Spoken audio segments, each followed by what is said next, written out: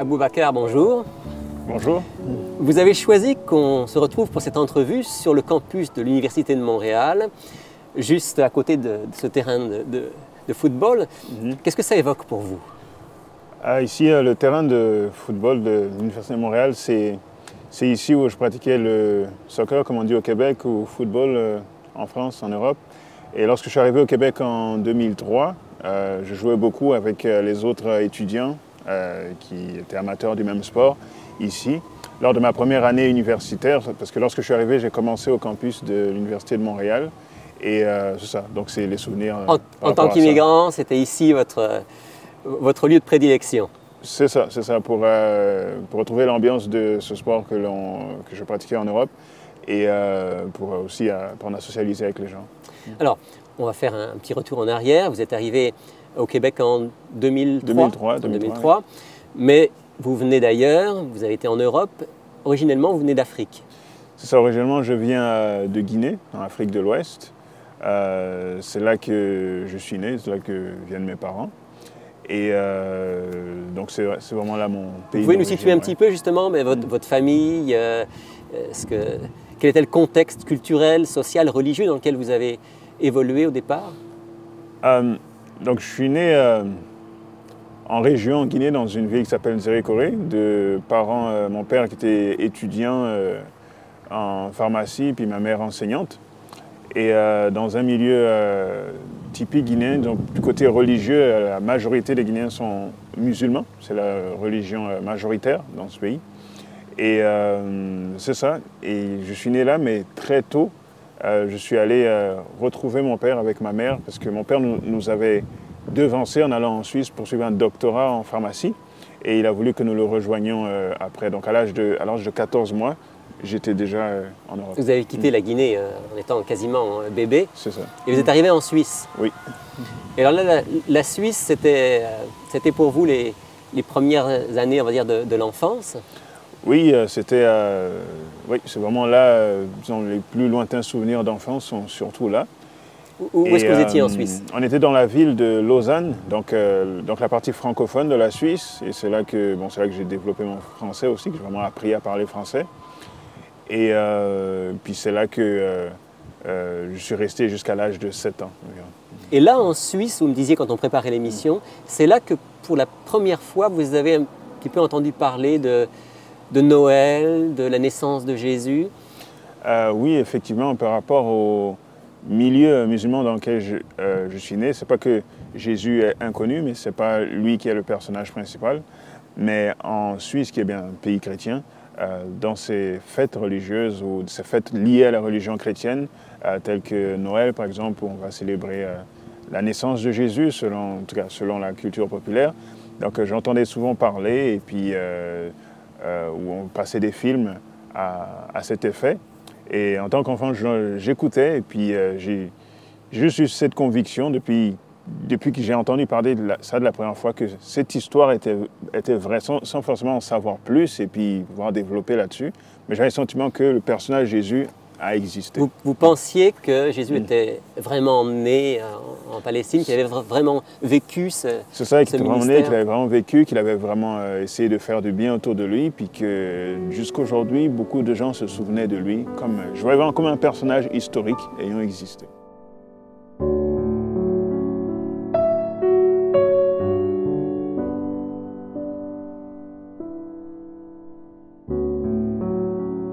Dans un autre pays d'Afrique, on est parti au Mozambique, mais ça avait toujours un lien avec disons, la Suisse, parce que mon père avait réussi à avoir ce contrat grâce au contact qu'il avait en Suisse à l'époque. Donc il a eu un poste au Mozambique en tant qu'expert en analyse de médicaments, donc pharmacien au Mozambique, et c'est là où j'ai passé les 7 prochaines années de ma vie qui m'ont emmené jusqu'à l'âge de 16 ans. Alors, on va revenir maintenant sur le contexte religieux dans lequel vous êtes, quand vous êtes en Guinée, quand vous êtes au Mozambique. Là, vous êtes à nouveau dans un terrain, on va dire, plus propice à la pratique de l'islam. Effectivement. Étant trop jeune, lorsque j'ai quitté à 14 mois, ou étant aussi assez jeune quand j'étais en Suisse à l'âge de 4, 5 jusqu'à 7 ans, je n'avais pas vraiment baigné dans le milieu musulman, qui est le milieu d'origine de mes parents, parce qu'il n'y avait pas de communauté autour de nous en Suisse, d'autres communautés musulmanes avec lesquelles on pouvait partager ce qu'il y avait en commun.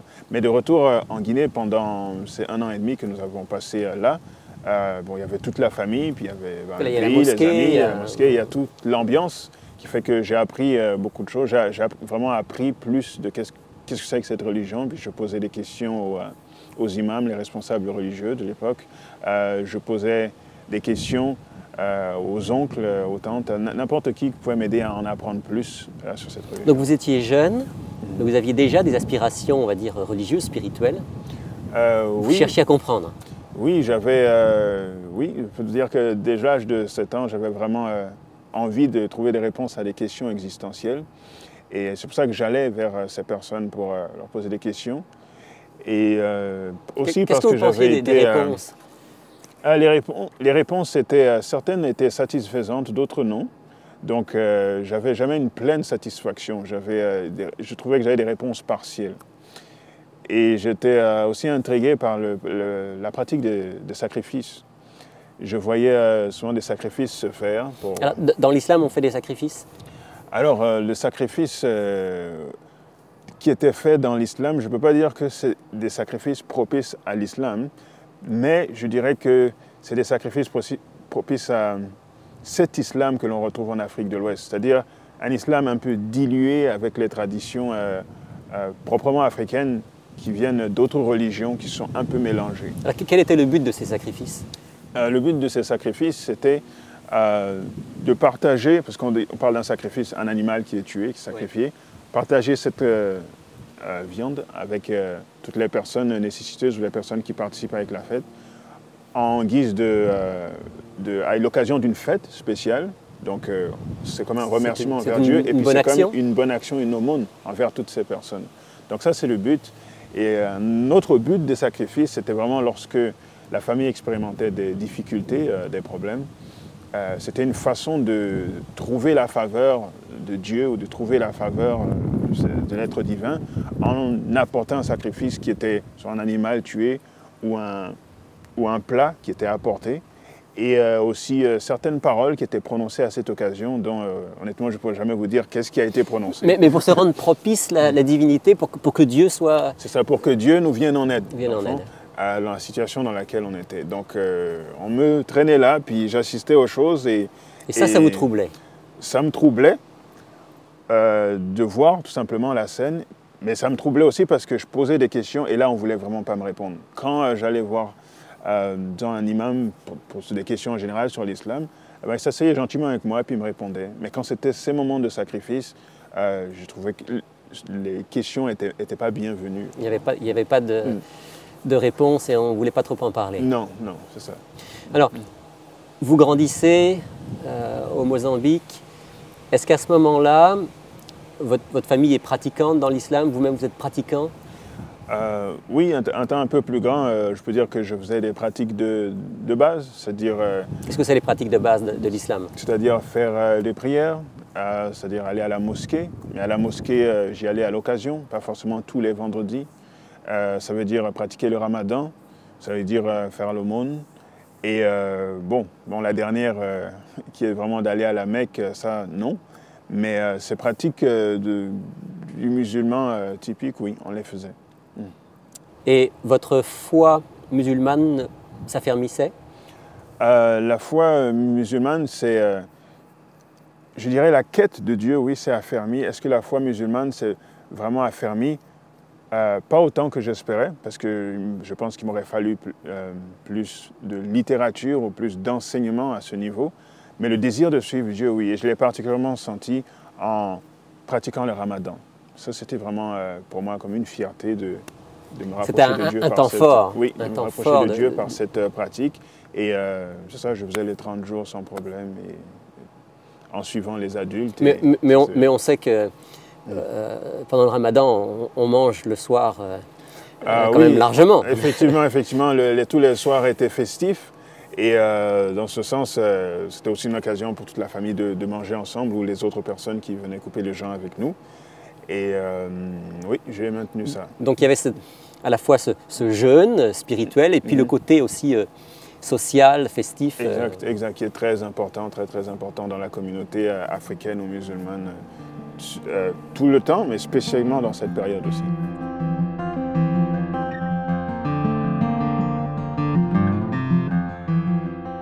Alors, vous êtes parti en Europe là, pour poursuivre vos études. Oui. Tout seul cette fois? Oui, tout seul. Sans le reste de la famille? Tout seul, à l'âge de 16 ans.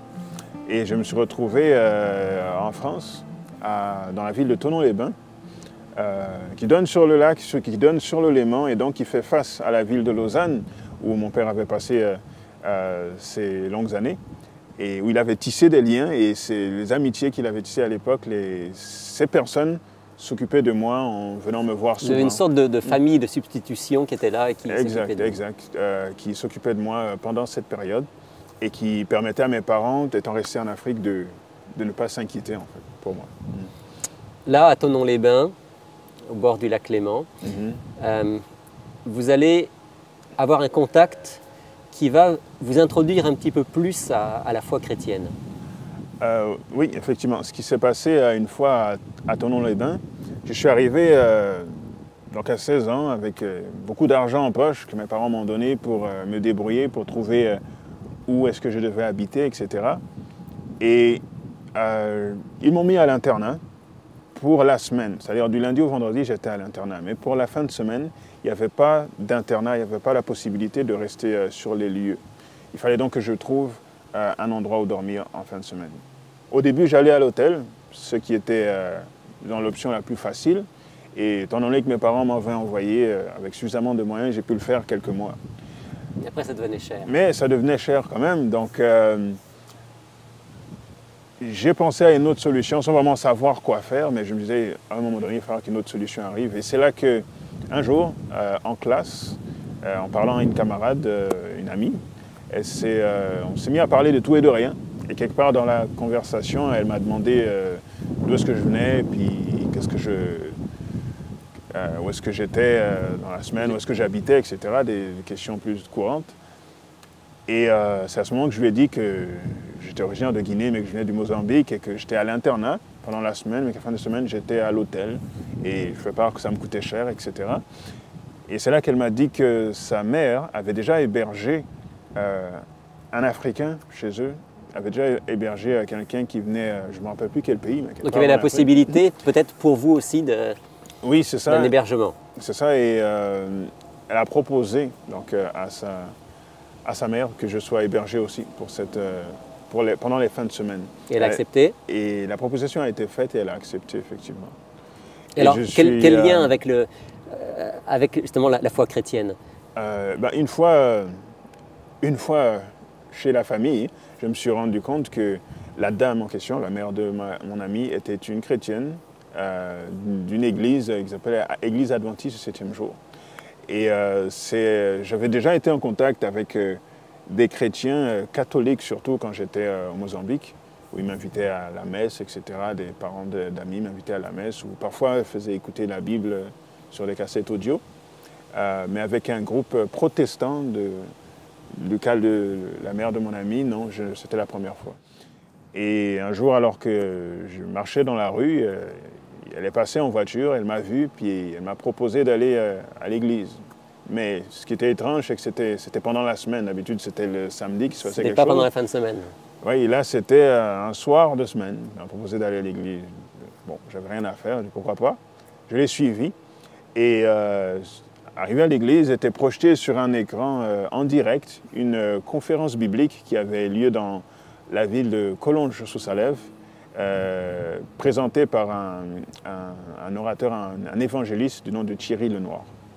Donc j'ai vraiment apprécié cette conférence. La première fois que je l'ai vue, j'ai trouvé que ce qu'il disait était très logique. J'étais surtout impressionné par la logique du raisonnement derrière la foi, derrière la religion qu'il présentait.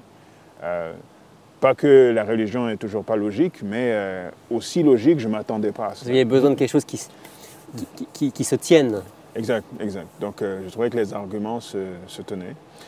Et j'ai par la même soirée, la première soirée que j'ai été invité, j'ai rencontré un étudiant en théologie du nom de Gilles Soulac qui s'est proposé qui a vu que j'étais très intéressé parce que j'ai commencé encore mon jeu de questions et qui m'a proposé de faire des études bibliques pour que j'en sache plus sur ce qui était dit.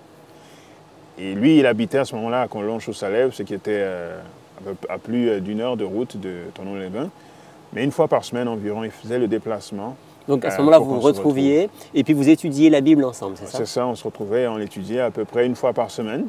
Et on prenait un sujet comme la création, comme l'origine du mal, comme l'enfer, comme les prophéties, et il m'expliquait les choses. Et alors là, est-ce qu'il y avait un combat en vous? Parce que vous étiez quand même d'une famille musulmane, vous aviez quand même eu cette éducation-là. Est-ce que lire la Bible, c'était quelque chose d'admissible pour quelqu'un qui était de famille musulmane? Il n'y a pas eu de combat vraiment en moi parce que mes parents n'avaient pas de problème à ce qu'ils étaient au courant, par exemple, quand j'étais au Mozambique et puis que les parents de mes amis m'emmenaient à la messe ou qui nous faisaient écouter la Bible audio, parce que parfois c'était un moyen pour eux de nous enseigner l'anglais, en tout cas. Mes parents n'avaient pas de problème. Vous étiez donc d'une famille musulmane ouverte, on va dire? Oui, il n'y avait pas aucun problème à ce niveau. Et il n'y avait pas de combat interne, je veux dire, en ce qui me concerne, pour l'étude de la Bible. Donc, non, je l'ai étudié sans problème. Est-ce qu'il y a eu quelque chose qui a déclenché en vous la conviction que c'était certainement la bonne voie? À un moment donné, j'ai été convaincu que c'était la bonne voie, que ce Jésus qui, au départ, j'étais convaincu qu'il avait existé en entendant ces histoires jeune enfance, que cette fois, j'en savais plus sur lui et puis sur la Bible en général, et que oui, effectivement, ça devait être... Là se trouvaient les réponses, je dirais, 100% satisfaisantes pour les questions existentielles. Avant, j'avais l'impression de trouver des réponses partielles, et là, j'ai trouvé une réponse complète. Mais ça ne s'est pas fait du jour au lendemain. Je peux dire que sur environ 4 ans d'études avec différentes personnes. C'était 4 ans d'études régulières de la Bible pour... C'est à 4 ans d'études régulières que ma conviction s'est bâtie. Donc ça n'a vraiment pas été quelque chose sur le coup dû à l'émotion ou alors sur une décision précipitée sur peu d'informations. C'est vraiment quelque chose qui a été vraiment mûri. Et ce qui s'est présenté en plus de ça pour vraiment m'emmener à la conviction, je dirais que c'est simplement la chaleur des gens qui partageaient le message avec moi, les différentes personnes avec qui j'étudiais. Et cette personne, Gilles Soulac, qui avait donné les études en premier, m'a invité à plusieurs reprises à la campagne, quand j'avais des vacances, quand j'avais le temps libre, dans un lieu qui s'appelle le Mas Perdu, dans le sud de la France, où j'avais l'occasion de voir d'autres chrétiens vivre leur foi selon l'ensemble du message qu'ils avaient reçu. C'est-à-dire que c'était authentique. C'est ça, c'était authentique et c'était dans un milieu où on pouvait développer ce qu'il disait comme communion avec Dieu, c'est-à-dire être en bonne relation avec lui, dans la nature, en prenant des aliments tirés du sol, comme c'était le cas ce que Dieu voulait à l'origine en créant. Il y a un côté un peu écologique là-dedans. Ça avait un côté écologique qui m'attirait beaucoup. Il y avait un côté étude qui m'attirait beaucoup, un côté social. Quand j'ai vu ces différents aspects réunis dans ce lieu du Mas Perdu, ça a vraiment eu un grand impact pour m'emmener à croire que c'était la bonne voie. Vous vous êtes dit certainement que s'il y a une vérité et un plan de Dieu pour les hommes, ça doit être quelque chose comme ça. Exact. Je me suis dit ça doit être dans cette lignée parce que Dieu qui a créé l'homme a aussi créé la nature et de trouver un moyen d'harmoniser le tout sans forcément être dépaysé puis complètement déconnecté d'une culture moderne. Donc je voyais que tout cela était comme un mélange réussi.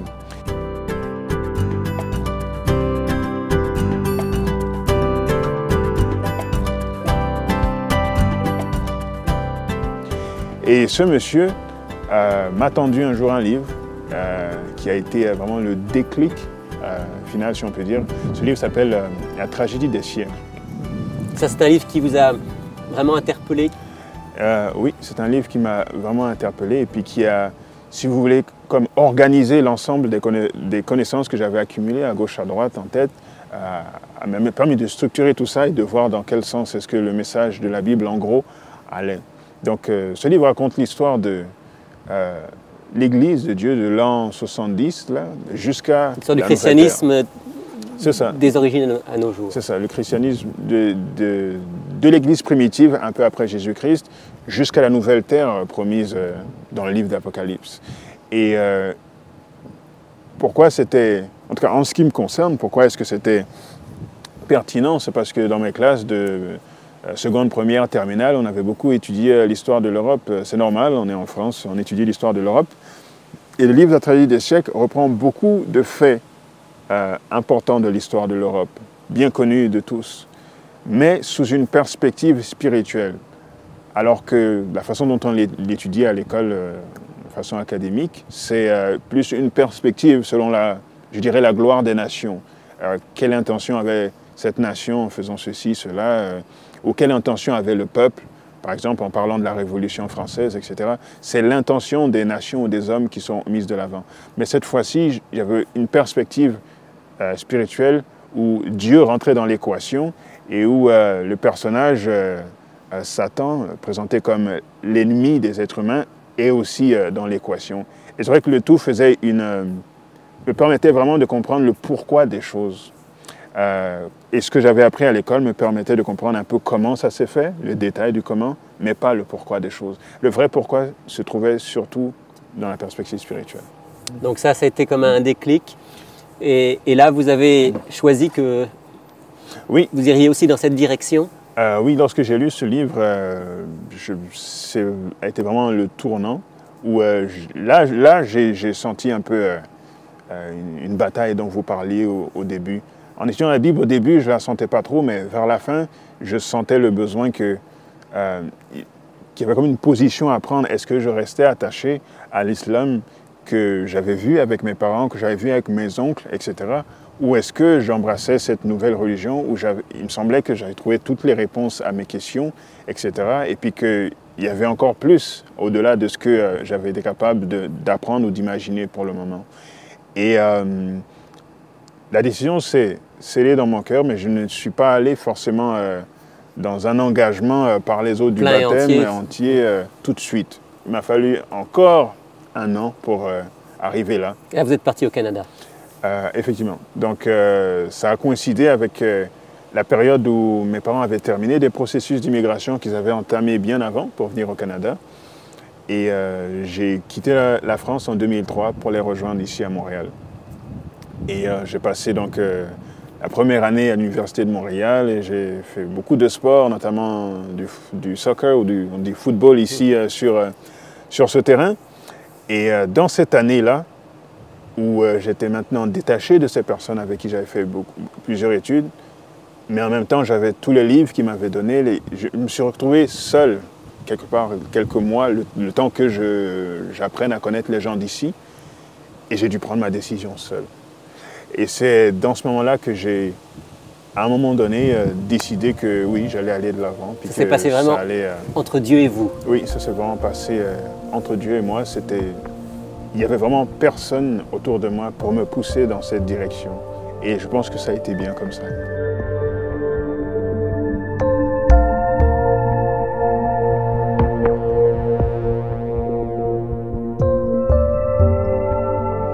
Qu'est-ce qui fait que vous ressentez que c'est le chemin et que vous ne trouviez pas dans ce qu'on vous avait enseigné de l'islam? Alors, avant de dire la différence, j'aimerais juste dire qu'est-ce que j'ai vu de vraiment positif dans l'islam. Premièrement, en termes de respect de Dieu, l'islam, je dirais que c'est l'islam qui m'a donné ce premier respect, de prendre conscience que Dieu est grand et qu'il faut avoir du respect pour lui. En termes aussi de discipline spirituelle, à savoir qu'il faut revenir à lui plusieurs fois par jour dans la prière, etc. Cet élan aussi m'a été donné par l'islam. En termes de rechercher des qualités morales aussi, je sais que mes parents me disaient de ne pas fumer, de ne pas boire, de ne pas souiller mon corps, aussi selon les valeurs qu'ils avaient reçues dans l'islam.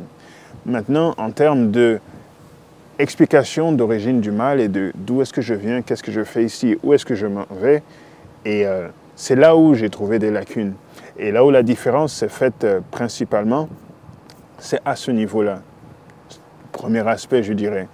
Et dans l'étude des prophéties bibliques, dans des thèmes que dans la Bible sont décrits comme le conflit cosmique, origine du mal, la solution de Dieu au mal sur terre, qui est la venue de Jésus-Christ et son sacrifice sur la croix, et son avènement à la fin qui met une fin à tout cela et puis qui permet de repartir avec une nouvelle terre.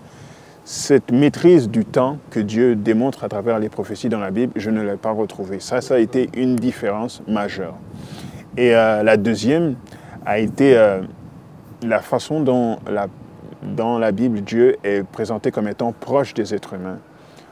Je dirais que dans l'islam, Dieu est là, est présent, mais il est tellement, c'est ça, il est tellement grand qu'il n'est pas accessible, mais qu'il n'est pas vraiment familier avec nous. Il n'est pas proche. Exact, il n'est pas proche. C'est ça le mot, il n'est pas proche. Alors que dans la Bible, exemple, on parlait dans une de mes études, au début, j'apprenais quand Jésus s'appelait aussi Emmanuel, et dans la Bible, on disait que ça veut dire Dieu avec nous. Donc, c'était Dieu qui, malgré toute sa grandeur, prenait le temps de se rapprocher des êtres humains pour faire une seule famille. Et cette proximité-là, que j'ai expérimentée dans le christianisme, m'a aussi poussé à faire une décision. Et la façon pratique de le faire, c'était d'avoir des prières, des requêtes spécifiques à Dieu, et de voir qu'il répondait, tout simplement. Et de ne pas prier de façon large, parce que souvent les prières que l'on disait étaient déjà... ce que l'on devait dire était, disons, à peu près la même chose pour chaque prière. Vous avez appris à prier de manière personnelle. C'est ça, c'est ça. Et cette fois-ci, on priait de manière personnelle et je voyais Dieu répondre. C'est ça qui m'a fait prendre conscience de la proximité qu'il désirait avoir avec nous.